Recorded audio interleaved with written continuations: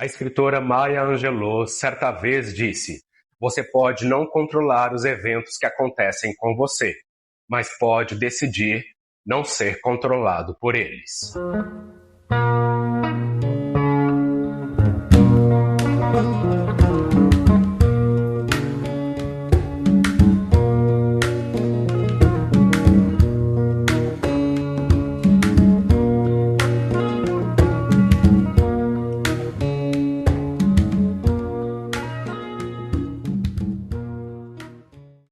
Querido diário, nesta nova temporada apresento a produção e a edição da coletânea de poesias Cavalo Marinho com Cauda Pavão, que será publicado pela editora Toma Aí um Poema.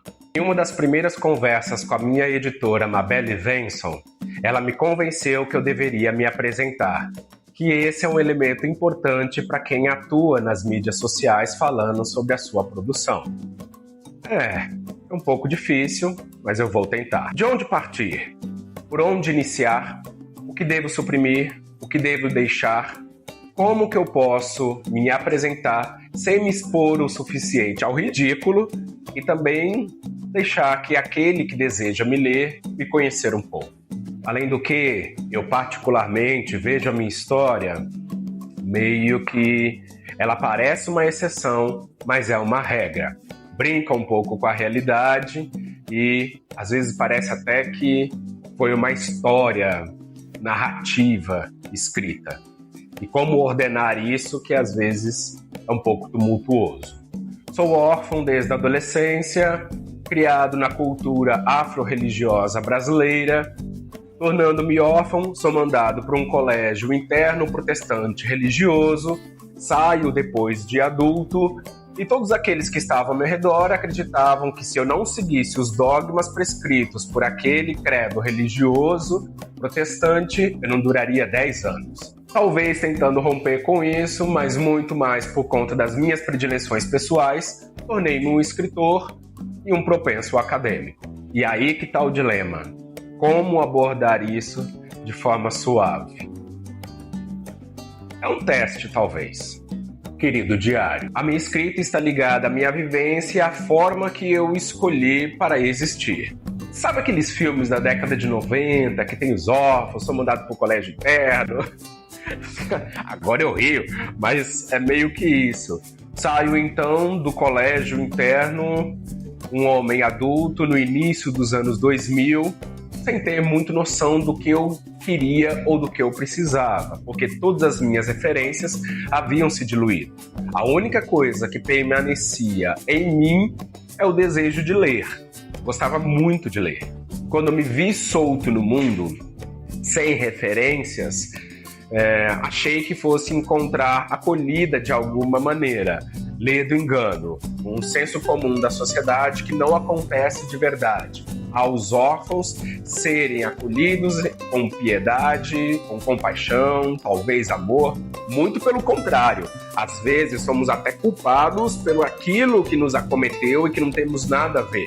Em especial se esse órfão é descendente de pessoas pretas da nossa sociedade, como é o meu caso e foi dos meus irmãos. Sem ter para onde ir, bati muita cabeça, fiz muita coisa, algumas boas e outras não tão boas.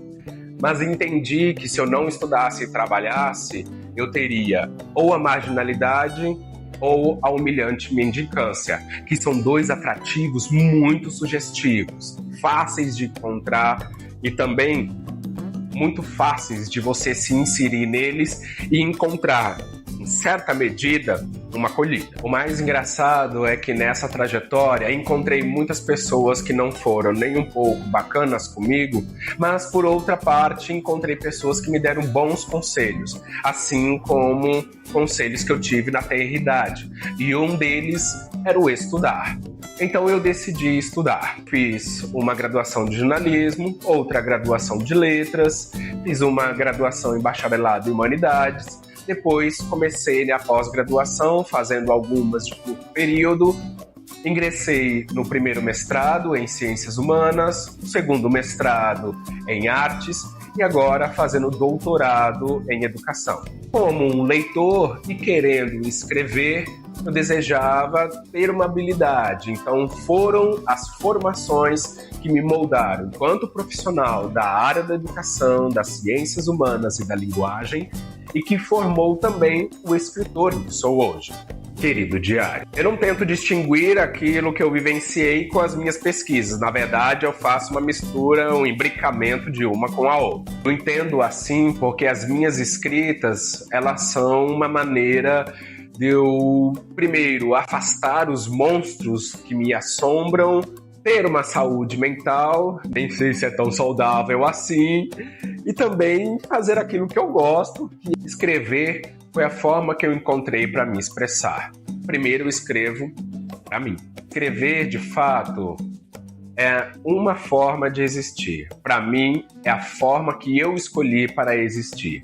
E controlar um pouco essa mágoa da orfandade, que inevitavelmente ela se faz ali presente. Querido diário, eu já ouvi algumas vezes que a minha história de vida é uma história de superação, de sucesso, exceção diante da regra que acomete muitos brasileiros oriundos das periferias do Brasil. Mas isto também me trouxe grandes dissabores. Já estive diante de pessoas que me identificaram como pobre coitado, que passou por uma infância difícil, como se ninguém tivesse passado por uma infância terrível na década de 90 e 80. E outros, então, que muito descaradamente diziam lá, o oportunista, tentando amolecer o coração das pessoas com a sua historinha comovente. Com o tempo, eu passei a deixar um pouco de ter essa vergonha, de contar o que eu passei e da onde eu vim. Vergonha essa oriundo de situações em que eu vi, em que senti e passei por exclusões por conta exatamente da minha história de vida. Querido diário, transpassar para os meus personagens um pouco da minha vivência e daquilo que eu gostaria que estivesse acontecido comigo. Ser mais verdadeiro, primeiro comigo, depois com o meu próximo, e não me vergonhar das rasteiras que a vida me passou e dessa sobrevivência na corda bamba que é inerente ao povo brasileiro, oriundo de uma classe menos favorecida. Quando eu escrevo, organizando na minha cabeça as minhas ideias e, de certa forma, também repassando a todo momento a minha existência, eu consigo ter o domínio daquilo que sou, do que quero ser e daquilo que eu fui, sem permitir que o outro me coloque em lugares aonde não me cabe, aonde a minha história não me levou. Assim como Maya Angelou afirmou que você não pode controlar os eventos que acontecem na sua vida, mas você pode escolher não ser reduzido por eles. Eu entendi que os eventos que acometeram em minha vida e em algum momento empobreceram meu espírito não deviam me controlar. Para tomar posse disso, eu estudei, eu escrevi, então eu decidi que a minha vida ia ser mais florida. Não significa que não tem espinhos, ela tem bastante, mas mais florida, menos empobrecida. Ponto final.